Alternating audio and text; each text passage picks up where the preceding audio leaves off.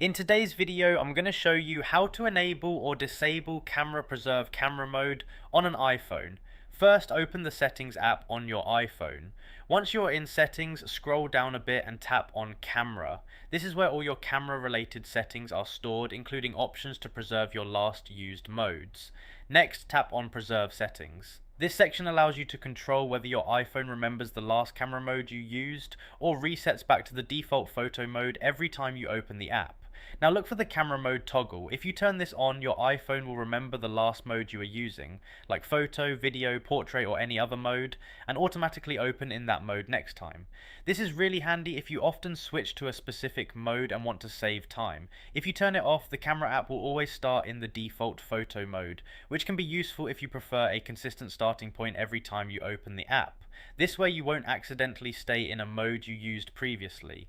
This feature is especially convenient for anyone who frequently shoots videos or uses portrait mode because it keeps your preferred settings ready without having to adjust them each time.